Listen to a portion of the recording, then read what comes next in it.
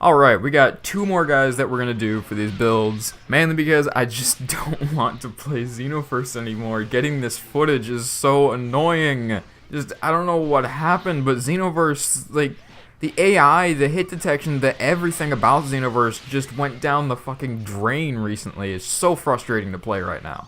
But anyway, today we're going to be talking about a build for my female Majin character. It is another Ki Blaster build. Now, she probably ranks number 3 on my Ki Blasters. Now, the thing that I do like about my Majin character over any other character that I have is not only the fact that she gets first hit advantage because of that little overshield, but also because Majins boast some of the coolest combos in the game, particularly the YXYXY combo. The clothes that I use for these builds is a mix between the Lightheart suit and the Fun suit, and to top it all off, I put on Fortune Teller Baba's hat. And the way I have it set up, it looks kind of cool. I like the way the outfit looks. She looks like a witch, sort of. Also, the reason I put her at the lowest height possible to make her look sort of like a child is because in order to get the most Ki Blast damage out of a Majin character as I possibly can, since they're pretty weak when it comes to that kind of damage, I had to lower their weight to the point where they look anorexic. And when I put them at bigger heights, it really does make them look anorexic. It looks really bad for the outfit that I have. And I don't want to get rid of this outfit because I think this is the coolest looking outfit I have for one of my characters. So I just kind of swallowed my pride and decided, you know what, a little bit less health is fine. Let's just go ahead and shrink her down, I guess. Because I do care about the looks of my characters. Like, usability is definitely important, but I do care about the looks of my characters. And if my character looks ugly, I'm not going to like playing as them. Moving on to Z-Souls, there are 2 that I use for this Majin character. One of them is the one that I almost always use on Ki Blaster characters. It's Might as well. And the other Z-Soul I use with this build is OK Turn into Candy. Now, this is for my secondary moveset, so let's go ahead and get the primary moveset out of the way. Now, for my primary moveset, I actually run with 2 counter moves. My Y ability is Change the Future, which lets you counter Ki Blast and range attacks. And on the A button, I have Godbreaker, which counters melee attacks. My primary offensive move on the X button is Blaster Shell. And my B button is my God of Destruction's Wrath ability. Now, God of Destruction's Wrath is generally just damn good. If you can get close and you can get them stunned or something, then activating God of Destruction's Wrath is really powerful. Like, it deals a lot of damage. And Blaster Shell, this is what I like to use when I'm using the YXYXY combo on a Majin character. Because at the very end of the combo, you teleport behind them and you kick them away, which gives you plenty of time to activate Blaster Shell. They can't really do anything against Blaster Shell when they're in that combo. Also, when I'm using that combo, there's another move that I like to use. It's Full Power Energy Blast Barrage. I've already explained why this move is actually pretty damn good if you blast them away first. And luckily, Majin characters are able to do that with the YXYXY combo. So I like to have that on my ultimates list. Another ultimate that I like to use on my Majin female is Explosive Assault, just because it deals quite a good amount of damage.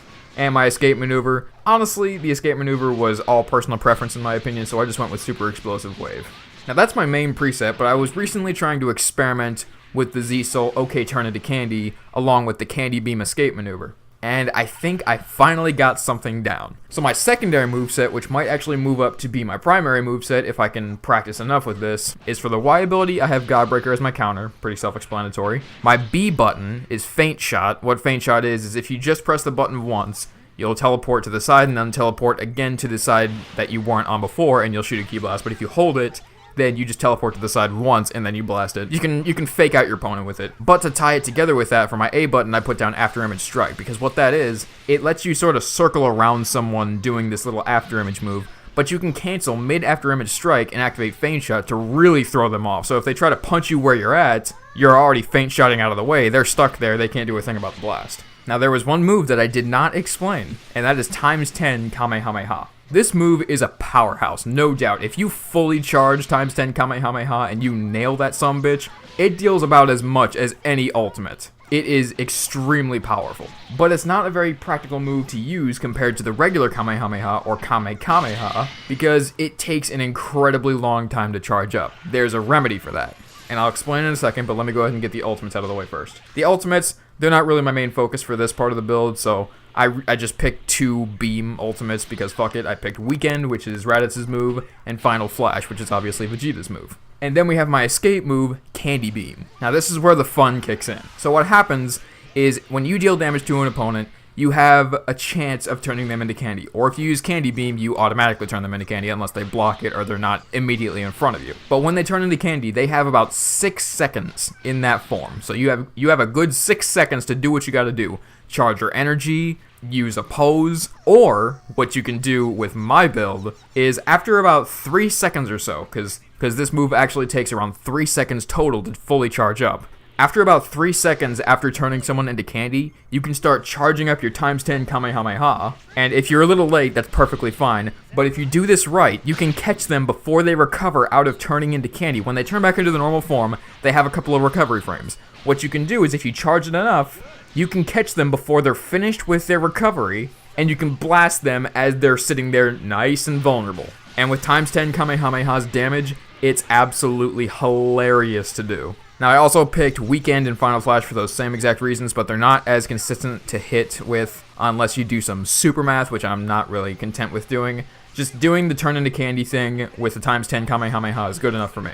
This took a lot of frustration, testing, and I know it shouldn't have, but when I was testing it, it got so frustrating.